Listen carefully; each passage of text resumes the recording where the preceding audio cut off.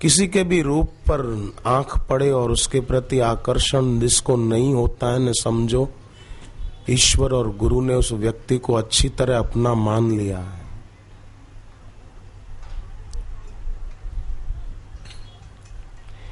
क्योंकि आंखों के द्वारा ही व्यक्ति बहुधा संसार के दृश्य देख देख कर उस तरफ खिंच जाता है, उसका मन आकर्षित होता है।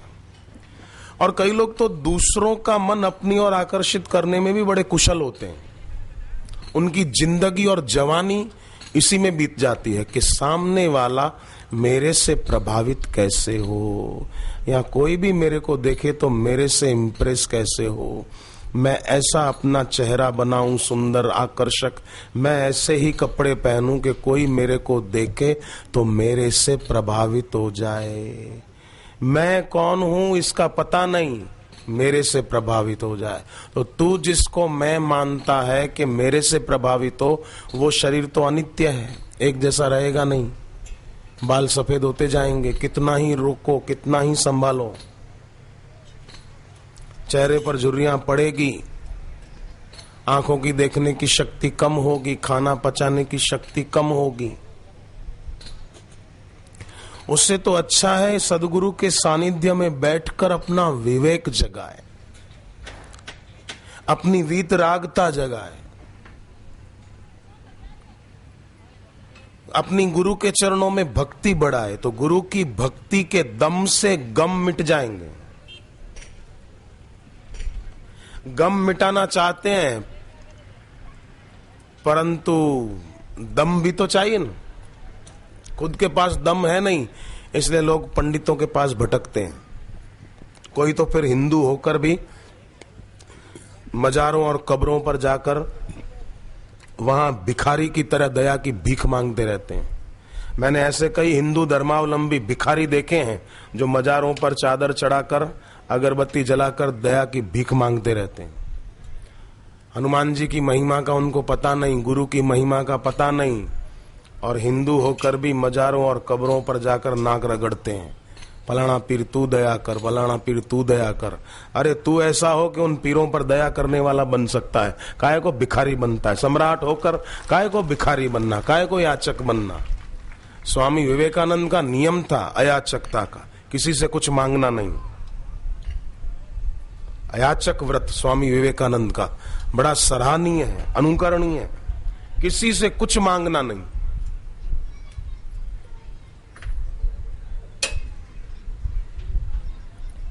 आजकल लोग बड़े याचक होने में उनको मजा आता है, जहां तहां दया की भीख, दया कर दो, दया कर दो, दया कर दो। और चलो हनुमान जी के आगे, शिव जी के आगे, गुरु के आगे कहीं, वो अच्छी बात है, पर कब्रों और मजारों पर जाकर जन्म पत्री और दया करो साहब, दया करो, दया करो। नहीं नहीं, तुझे दया चाहिए तो यहां से थोड़ी ले जा, काहे को हम भिखारी बने। सेठ का बेटा रोटी का टुकड़ा मांगे दर दर, तो सेठ को कितना बुरा लगेगा। और ईश्वर तो कहूं, ईश्वर और गुरु से भी क्यों मांगे? हमारा जीवन उनके लिए भी उपयोगी हो जाए, ऐसे हम हो सकते हैं। और वो होने के लिए जन्मे हैं, हो सकते नहीं, वो होने के लिए ही जन्मे हैं। आम के पेड़ पर आम का फल नहीं लगा तो वो बांझ है, बांझ है। मनुष्य में भक्ति नहीं आई, मनुष्य अगर जगत और जगतपति के लिए उपयोगी नहीं हो पाया, वो भी बांझ है, उसका जन्म बेकार गया, बेकार।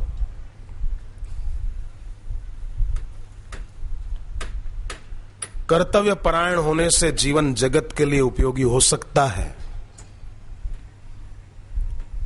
वो आदमी कमाएगा भी अच्छी तरह से, क्योंकि कुशल होगा। कर्तव्य परायण व्यक्ति बड़ा कुशल होता है। आलसी आदमी अकुशल होता है, काम बिगाड़ देता है।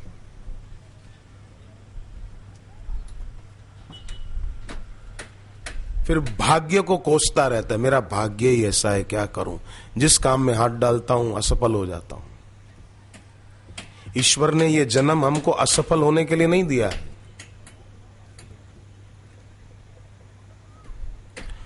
मृत्यु इस जीवन का अंत नहीं होना चाहिए, मोक्ष प्राप्ति।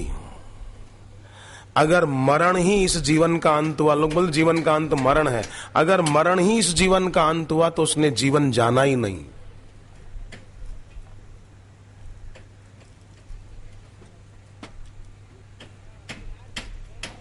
मुक्ति हो, और मुक्ति का मतलब मरने के बाद आदमी किसी लोक में चला जाता है, वहां मुक्त हो जाता है, बस खा पी के पड़ा रहता है, वो मुक्त है? नहीं नहीं, जीते जी शरीर में प्राणों के रहते हुए इच्छाएं न रहे मन में कोई भी, इसी का नाम मुक्ति है। बाकी बोले अब पाव भाजी मिले तो अच्छा, आलू की टिकिया खाने को मिले तो अच्छा, आइसक्रीम खाएं तो अच्छा, ठीक, कभी खाने की मना नहीं है, परंतु वो ही मिले तो अच्छा। भूख लगी और मैकडोनल्ड में जाऊं तो ही अच्छा नहीं। गम मेरे सब मिट गए रंजो अलम, जब से देखी है तेरी दीदार है मेरे सनम।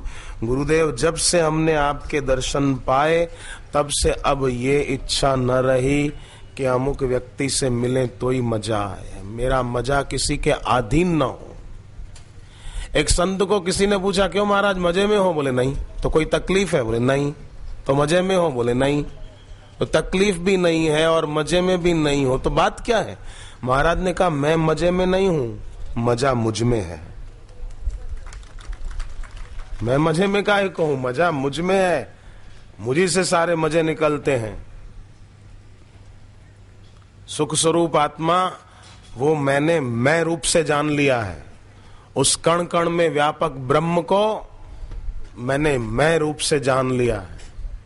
मैं ये शरीर नहीं, मैं वही हूं। 10 लड़के पिकनिक पर निकले हैं, यात्रा करते करते वो लड़के नदी किनारे पहुंचे। अब इनको नदी के उस पार जाना था, तो बारी बारी से कि चलो अपन संभल के चलें। सामने पार पहुंचे तो सब बोले कि गिनती कर लो, अपन 10 के 10 हैं कि नहीं, एक आध डूब तो नहीं गया पानी में, नदी में बह तो नहीं गया कोई? 1 2 3 4 5 6 7 8 9, अरे एक डूब गया, एक बह गया भाई। तो बोले शायद तूने गिनने में गलती कर दी। दूसरा बोले मैं गिनता हूं। वो गिने 1 2 3 4 5 6 7 8 9, हाँ यार सच में एक डूब गया।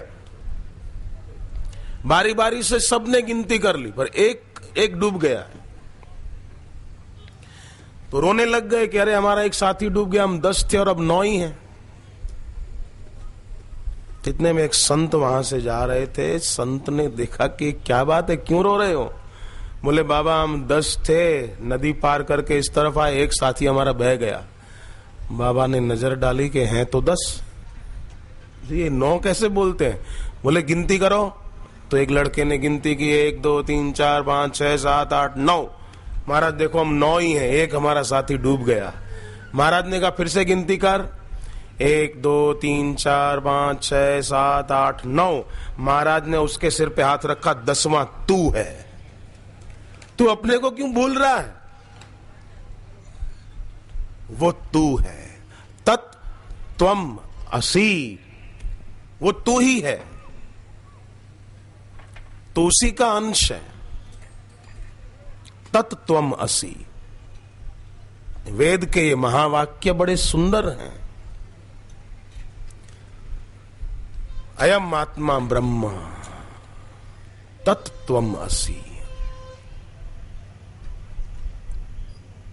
पर भूल गए, जैसे शराब के नशे में कोई भूल जाए, जैसे कोई सपना देख रहा है कि मैं भिखारी हूं, है बड़ा सेठ वैसे, पर सपना देख रहा है कि मेरे पास कुछ भी नहीं है, रोटी के लिए भीख मांग रहा है।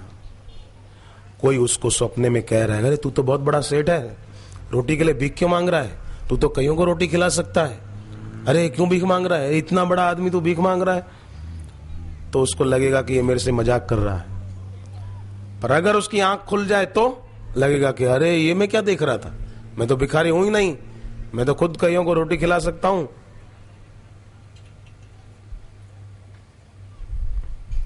पर सोया है तब तक वो दुखी होगा। जब तक आंख न खुले तब तक वो परेशान होगा। और आप देखो, आश्चर्य की बात है, आपके घर पे कोई मेहमान आया, आपने उनको खाना खिला दिया और मेहमान थका हुआ है, मुसाफरी करके आया है, तो वो खा के सो गया। आप जाग रहे हैं, अपना काम कर रहे हैं घर पे। इतने में मेहमान सोते सोते स्वप्न देखकर चिल्लाता है, बचाओ बचाओ, आग लगी, आग आग, बचाओ बचाओ। अब आप देख भी रहे हैं कि वो पलंग पे सोया है, नरम नरम गद्दे पर सोया है, एसी चल रहा है, कमरे में ठंडक है, और ये चिल्ला रहा है, आग आग, बचाओ बचाओ, आग। तो आप क्या करोगे? पानी की बाल्टी लेने जाओगे बाथरूम से कि आग बुझा दें?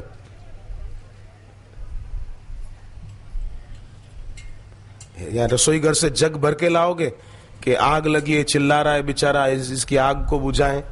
नहीं, आप उसको जगाओगे कि क्या हुआ हीरालाल, क्या हुआ, क्या हुआ? सपना देख रहे हो? देखो, आग है नहीं, पर उसको पीड़ा सचमुच में हो रही है।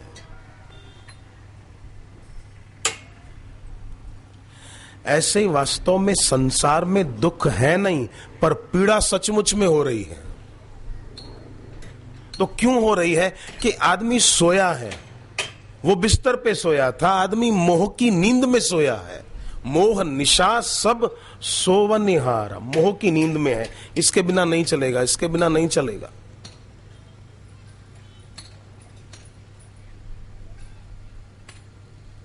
चाय के बिना नहीं चलेगा। अब आप देखो, कई लोग सुबह उठकर चाय पीते हैं, ये परंपरा चली आ रही, तो सब इसका निर्वाह कर रहे हैं, सुबह उठे चाय पीनी। अरे क्यों, क्या जरूरत है? मैं औरंगाबाद से ट्रेन में आ रहा था, तो सुबह ट्रेन किस स्टेशन पर खड़ी रही थोड़ी देर, तो मैंने देखा कि अच्छे भले लोग उतर के वहां कैंटीन से चाय लेकर पी रहे थे। मैंने मन में सोचा थे जरूरत क्या है, पर आदत पड़ी हुई है। मैं भी तो इंसान हूं, जरूरत क्या है, पर आदत पड़ गई तो लाओ, कुछ ना कुछ चरचर करते। फिर बोले बीमार हैं, किडनी में जरा ये हो गया है, पेट में जरा तकलीफ हो गई है, हार्ट में जरा पेन होता है, सिर में दर्द होता है, लगता है किसी ने कुछ कर दिया है। किसी ने नहीं, तूने खुद ही खुद को कर दिया है। कोई क्या करेगा, खुद ही कर देते। दोपहर को खाना खाया 1-2 बजे, फिर 5 बजे चाय पीने बैठे हैं। तुमको कोई कुछ नहीं कर सकता, ऐसे लोग खुद ही खुद को कर रहे हैं। इसलिए विवेक चाहिए, और विवेक सदगुरु के सत्संग से जागृत होता है।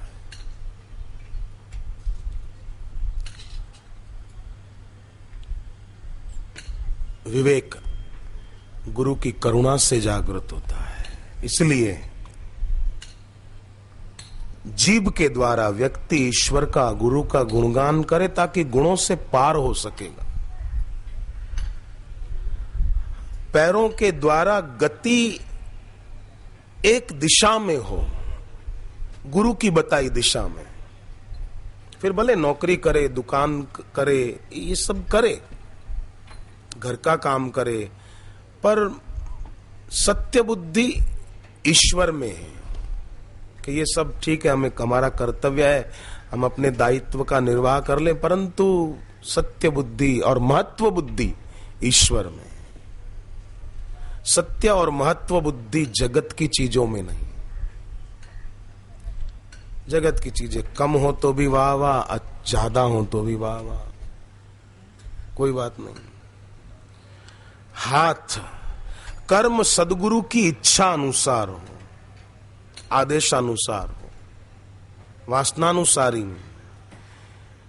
आंतरिक मल का त्याग हो। न हो पाए तो प्रार्थना की जाए।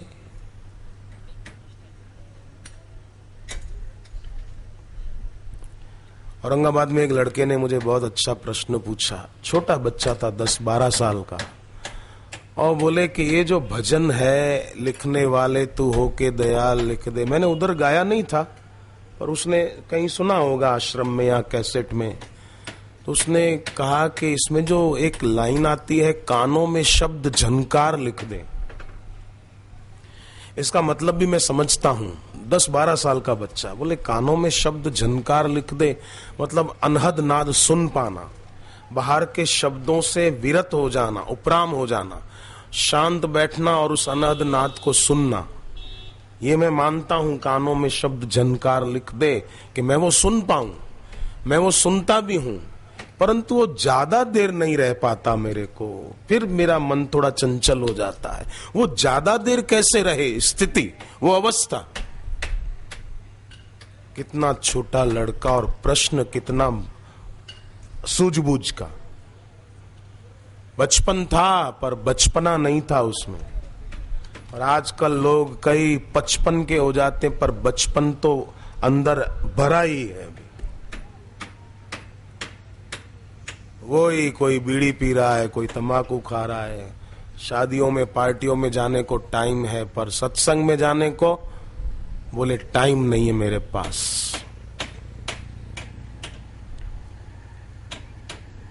विवेक की कमी है। इसलिए विवेक के लिए भी तो सत्संग में जाना पड़ेगा ना। जैन धर्म के 24वें तीर्थंकर महावीर स्वामी के पास एक 8 साल की बच्ची आई और बोली कि हमारे जो श्वास अब बाकी हैं, क्या वो परिग्रह नहीं है? मतलब खुद के लिए संग्रह नहीं है ये। अब बच्ची 8 साल की, 60 साल का कोई बूढ़ा पूछे तो चलो कुछ बात समझे भी कि भाई अब 60 साल उम्र हो गई, तो ये पूछ रहा है कि अब मेरे जो बाकी श्वास हैं वो परिग्रह नहीं है। पर 8 साल की बच्ची कि हमारे जो श्वास अभी बाकी हैं धरती पर लेने के, क्या वो परिग्रह नहीं है? महावीर स्वामी ने कहा हाँ बेटी, परिग्रह है तब तक जब तक आदमी स्वार्थ के लिए जीवन जिए, बस कमाऊं, खाऊं, घूमूं फिरूं, फैशन करूं, नखरे करूं, संसार के भोग भोगूं, तो उसके लिए वो परिग्रह है। परंतु जो कर्तव्य कर्म कुशलता से करता है और बाकी का समय भगवत आराधन में लगाता है, तो उसके लिए उसके श्वास परिग्रह नहीं है, क्योंकि वो उनका सदुपयोग कर रहा है।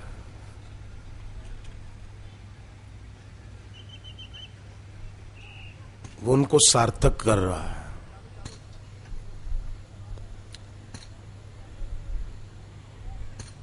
एक सासू मां सब्जी लेने जाती बाजार में तो फटी हुई साड़ी पहन के जाती, जानबूझ के, बाल भी ऐसे खुले बिखेर कर जाती थी, साड़ी फटी हुई।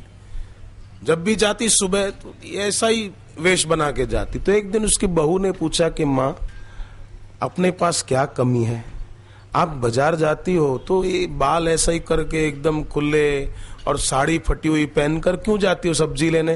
तो सास बोली, बेटे इस कारण सब्जी सस्ती मिल जाती, इसलिए मैं ये वेश बनाकर जाती हूं। अब कुछ पैसे बचाना तो चाहती है और उसके लिए फटी हुई साड़ी पहनना भी स्वीकार करती है, पर अपने श्वासों का खजाना सार्थक करने पर नजर क्यों नहीं है? पैसे बचाना चाहती है, पैसे खर्च हो भी जाएं चलो तो फिर से कमा सकते हैं, पर श्वास हर पल खर्च हो रहे हैं, उसको सार्थक करने की चिंता क्यों नहीं है? कि ये तो खर्च हो ही रहे हैं, दिन तो जिंदगी के बीत ही रहे हैं। हम लोग घर से चले थे यहां आने के लिए, तब जो उम्र थी वो अभी नहीं है, और अभी सत्संग के बाद यहां से घर जाएंगे तो अभी जो उम्र है वो घर पहुंचते पहुंचते उतनी नहीं रहेगी। तो उनको सार्थक करने के तरफ जिसकी नजर है वो सचमुच में साधक कहलाने के योग्य है।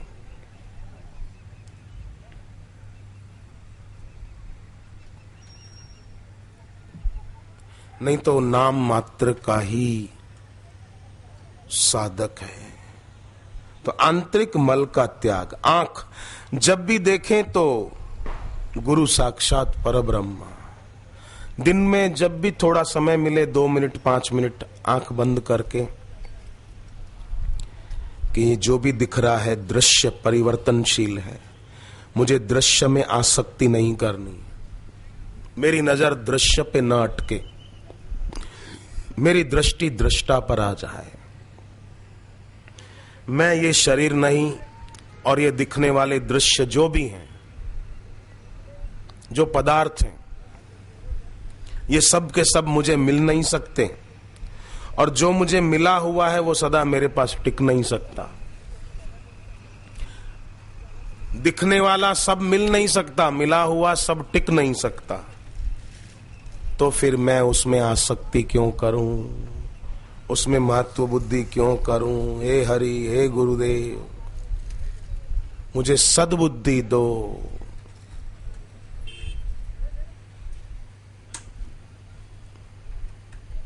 ऐसा भी तो हो सकता है।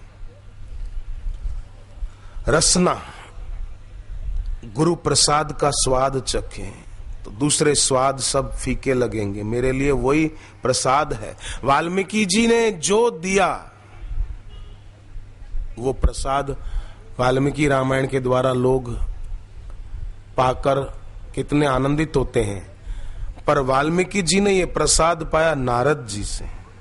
नारद जी ने जो दिया वाल्मीकि जी वही आरोगते रहे। नारद जी ने जो दिया भक्तराज ध्रुव वही आरोगते रहे। ओम नमो भगवते वासुदेवाय, भगवान विष्णु प्रकट हो गए। रैदास जी ने जो दिया मीरा वही आरोगती रही, तो द्वारिकाधीश में समा गई वो।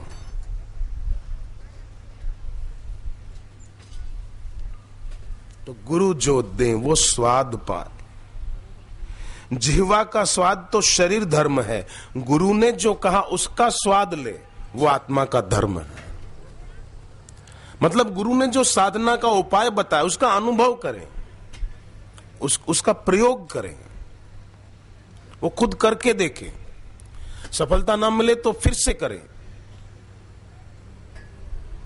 बाहर की दुनिया में लोग मेहनत करते हैं, मुख्यमंत्री और प्रधानमंत्री बन जाते हैं, राष्ट्रपति के पद पर पहुंच जाते हैं। तो जब वो बाहर के पद पे पहुंच सकते हैं तो क्या हम अपने में ही जो है आत्मपद उस तक नहीं पहुंच सकते? पहुंचेंगे। उसके लिए ये बात ध्यान में रखें।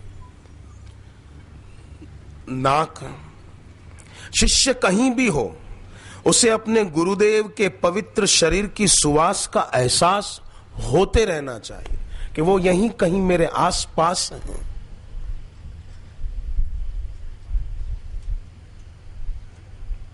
ऐसा गुरु का सुमिरन बना रहे भीतर में कि जब भी आंख बंद करे तो महसूस हो कि वो यहीं है, मेरे गुरुदेव यहीं है। मारा गुरुदेव मारी नजीक ज छे, अहियां ज छे। जैसे कौशल्या मां थी, राम जी के वनवास को 8 साल बीत चुके थे। 14 साल का वनवास था, 8 साल बीत चुके थे।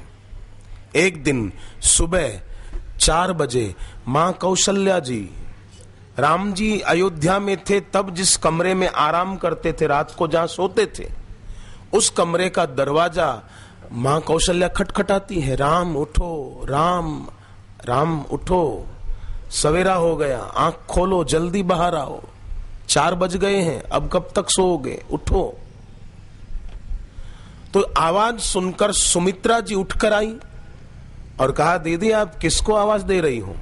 बोले देखना 4 बज गए, ब्रह्म मुहूर्त का समय है और राम अभी तक सो रहे हैं, उठे नहीं।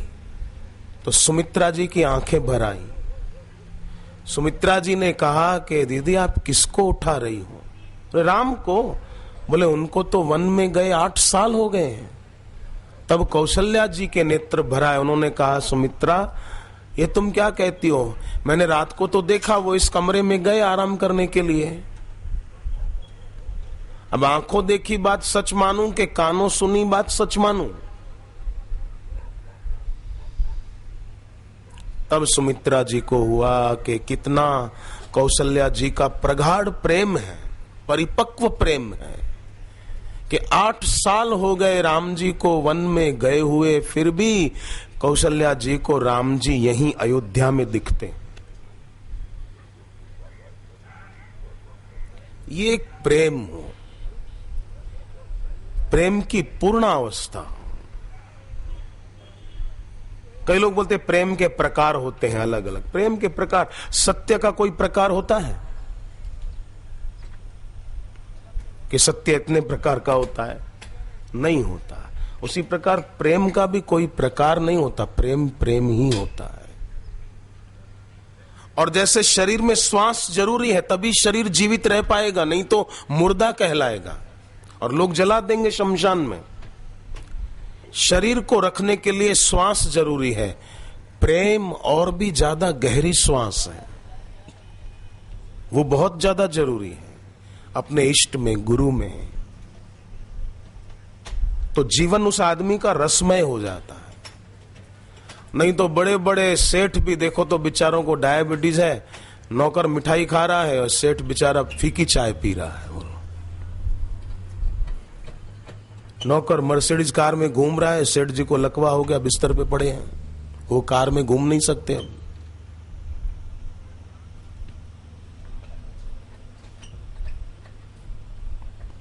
जिस तन को तू सजाता वो धूल में मिलेगा, सब देखते रहेंगे अग्नि में वो जलेगा। तो शिष्य कहीं भी हो और उसके गुरुदेव बाहर से हजारों मील की दूरी पर हो, पर शिष्य ऐसा हो कि जब भी आंख बंद करे तो लगे कि सो सदगुरु प्यारा मेरे नाल है, वो गुरुदेव मेरे पास आसपास ही हैं।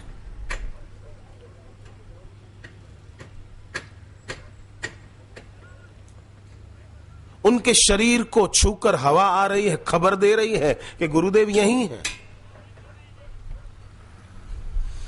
प्रेम प्रगाढ़ होता है शिष्य का जब अपने सदगुरुदेव में, तब उसको ये अनुभूति होती है।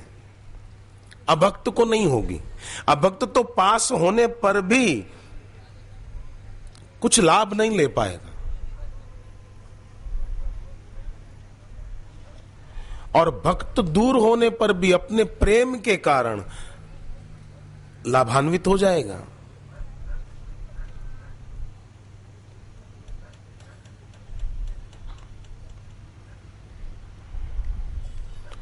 कनाडा में बच्चा बीमार हुआ था, टोरंटो में जहरी मलेरिया हुआ, आंखों की रोशनी चली गई। घर वालों ने एक चिट्ठी लिखकर गुरुदेव के चरण पादुका पे रख दी। बच्चा अपने कमरे में बिस्तर पे पड़ा था। उस बच्चे ने अपना अनुभव बताया कि बापूजी ने मेरा हाथ पकड़ के उठाया और कहा खोल आंख, क्या मुर्दे की तरह पड़ा है। और जो ही आंख की पलकें खोली तो उसको दिखाई देने लगा था, वो देख रहा था। और उसके बाद अब तक वो देख रहा है। वो लोग खास टोरंटो से फिर भारत आए थे, माँ बाप और वो बच्चे दोस्त, और जो लड़के की आंखें लौट आई थी रोशनी वो भी। मूढ़ आदमी इस बात को स्वीकार नहीं कर पाएगा। मूढ़ता इतनी गहरी है, अयोध्या के धोबी की तरह, कि सीता मां की पवित्रता को धोबी स्वीकारता नहीं था। तो कई लोगों की मूढ़ता इतनी गहरी होती है, पथरीली आंखें हो गई मानो उनकी, कुछ दिखाई नहीं पड़ता है। तो शिष्य ऐसा हो कि वो कहीं भी हो, महसूस कर पाए कि वो यहीं कहीं है।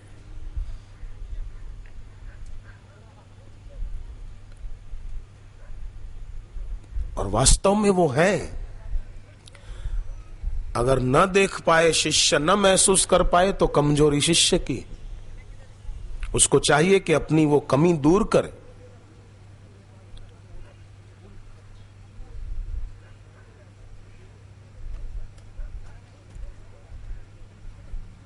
गुरु की तस्वीर को देखने पर अगर लगे कि ये तस्वीर ही है, तो समझो अभी उसके शिष्यत्व में बहुत कमी है। अगर गुरु की तस्वीर को देखने पर भी लगे कि ये तस्वीर नहीं है, ये तो गुरु ही साक्षात बैठे। अगर ये भाव जगने लगे तो समझना शिष्यत्व ने जन्म लिया है, खाली शिष्य नहीं बने। भीतर सोया हुआ शिष्यत्व अब करवट ले रहा है जरूर। हर शिष्य में शिष्यत्व है, हर पत्थर के अंदर भगवान की प्रतिमा छुपी हुई है, हर लकड़ी के अंदर प्रभु की प्रतिमा छुपी हुई है। जमीन के हर टुकड़े पर गहराई में पानी तो है, गहरे जाएं तो पानी के झरने मिल सकते हैं। हर पत्थर में भगवान की मूर्ति है, केवल उसको थोड़ा तराशा जाए, केवल उसके आसपास के पत्थर को जरा छेनी हथौड़ी लेकर उस फालतू पत्थर को अलग कर दिया जाए तो भगवान की मूर्ति प्रकट हो जाती है।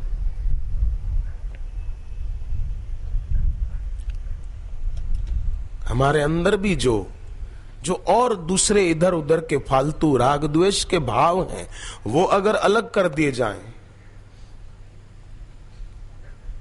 तो जो शिष्यत्व भीतर है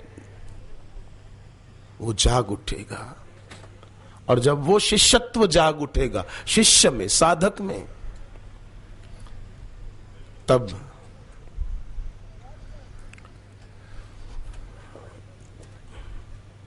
जो पाने के लिए हमें ये जन्म मिला है वो कार्य पूर्ण हो जाएगा।